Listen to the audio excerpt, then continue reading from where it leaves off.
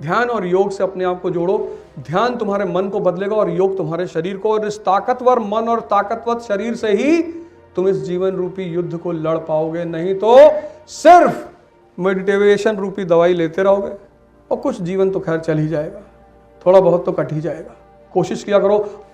भारत में बहुत सारे आश्रम है, बहुत ऐसे आश्रम है जो फ्री है। छत्तीसगढ़ में स्वामी अड़गानंद महाराज का आश्रम है, वहां कोई आपसे कोई पैसा नहीं चार्ज करेगा। अगर तुम्हें डिसिप्लिन लाना है, डिसिप्लिन अपने अंदर डालना है, योग सीखना है, ध्यान सीखना है, किसी ना किसी आश्रम चले जाया करो, 10 दिन रह लो। विपासना के सेंटर है पूरे भारत में, फ्री। आप जो देकर आओ वो अलग बात है। आपका मन हुआ आते वक्त आप 1100 रुपए दे आए, आप 5000 रुपए दे आए, आप 2000 रुपए दे आए, वो एक अलग चीज है, वो आपसे पैसे नहीं मांगेंगे। जितने युवा यहाँ बैठे स्टूडेंट, मैं कह रहा हूं आप एक बार विपासना कर लो जाके। हालांकि 100 लोग जाते हैं तो 5 ही लोग रुकते हैं, बोलने नहीं देते, वो बोलने नहीं देते, उनका नियम है आप बोल ही नहीं सकते।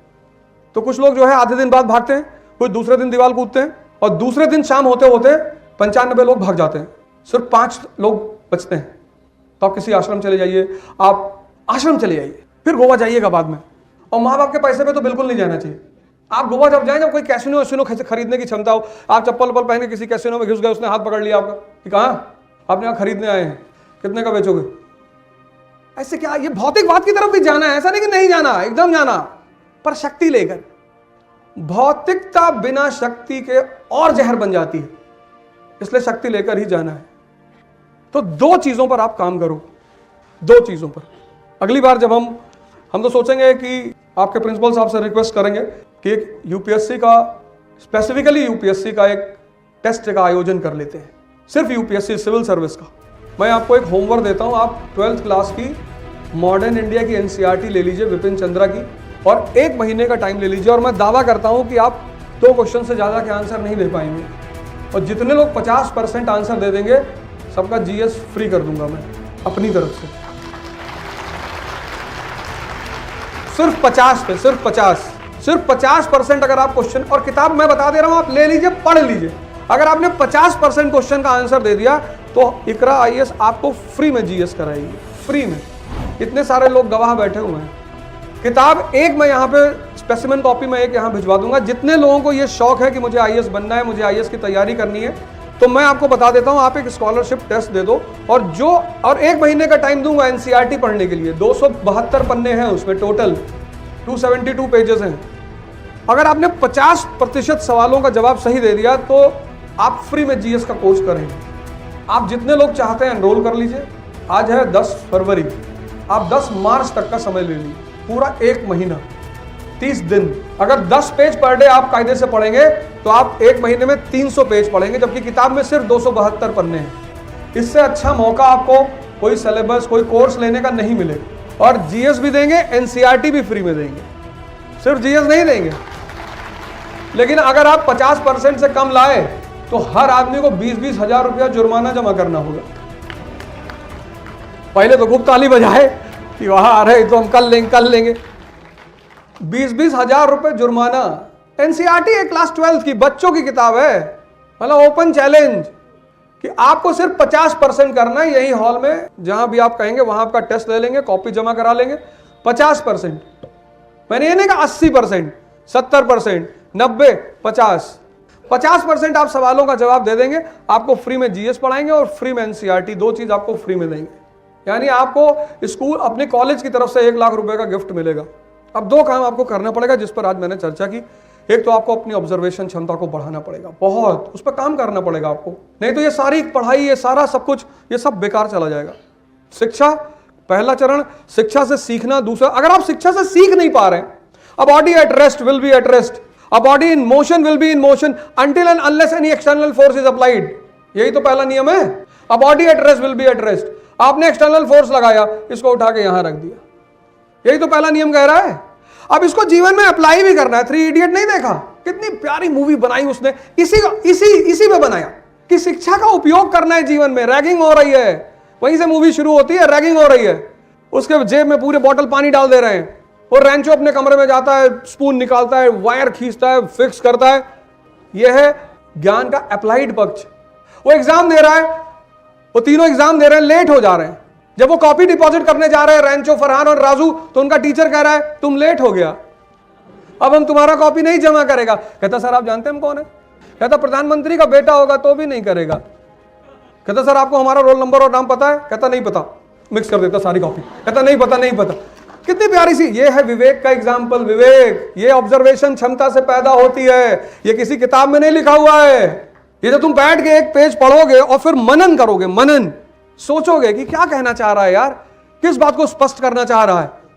वो डीन के बेटी की शादी है, घुस गए तीनों, पता ही नहीं किसकी शादी, और जब पीछे पलट के देखा डीन खड़ा हुआ है, कह रहा किसकी तरफ से आए हो? राजू और फरहान को आंसर नहीं सूझ रहा है, रेंचो कह रहा है साइंस की तरफ से आए। यही तो है व्यक्तित्व, इसी को कहते हैं पर्सनालिटी। चतुर्लिंगम कहता मैं कैसे साइन करेगी यार, मेरा पेन तो तू ले गई। कहता पेन, कितना बढ़िया थीम थी उस मूवी की। वो मूवी लिटरेचर, और 4 दोस्त बना लो अपने, 4 महत्वाकांक्षी आदमी के 4 दोस्त होते हैं। एक तो साहित्य होता है, पढ़ा करो यार, और कोशिश किया करो कि जब भी आप मंच पर आओ, कोई भी कुछ पेपर ऊपर लेकर मत आओ। आइंदा से ये बात हमेशा ध्यान रखो, चाहे एक लाइन बोलो, एक सिंगल, पर पेपर लेकर मत आओ।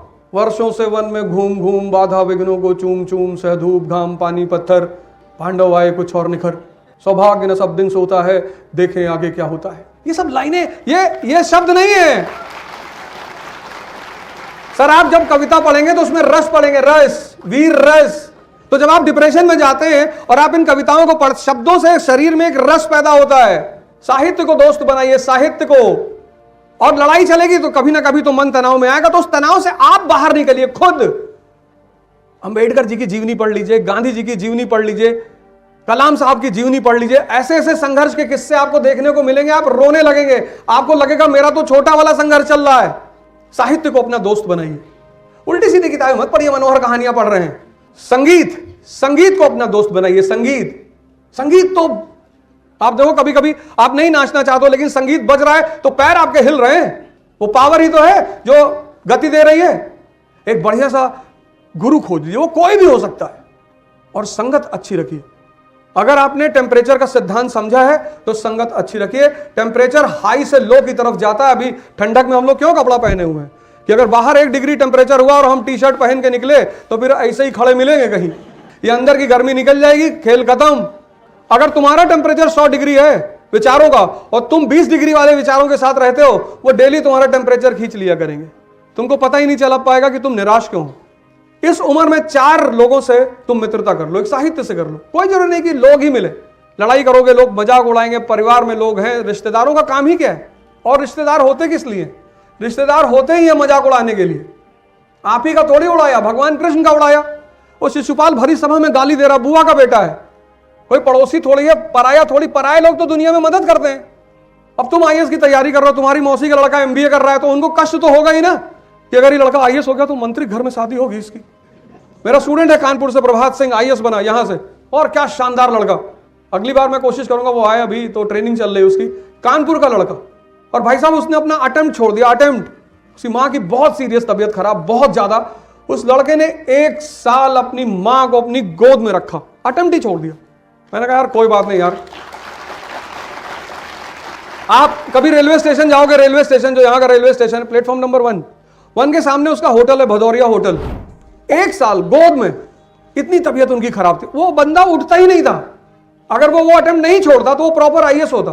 उसने कहा सर मेरी मां से ज्यादा कीमती आईएएस नहीं है सर। मैंने कहा बेटा ये तुम्हारा कंपलसरी अटेम्प्ट है। कहा सर होने दो सर। फाइनली भगवान को शायद नहीं मंजूर था, उसकी मां नहीं बची, उनकी डेथ हो गई, कि उसका तब भी सिलेक्शन हुआ।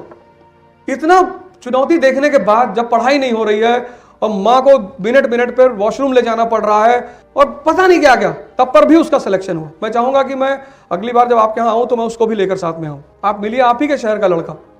4 दोस्त बनाइए, 4, किसी के शर्तों में मत जिए। ये 4 दोस्त बनाइए, संघर्ष करिए, योद्धा बनिए, परिवर्तन करिए अपने अंदर। जहां भी आपको हमारी जरूरत पड़े आप बताइए, मैं फिर आपके स्कूल आऊंगा, कॉलेज आऊंगा। आपके प्रिंसिपल साहब, आपके जितने यहाँ शिक्षक गण बैठे, मैं सबको सहृदय से बहुत बहुत धन्यवाद दे रहा हूँ कि आपने मुझे यहाँ बुलाया और फिर हमारी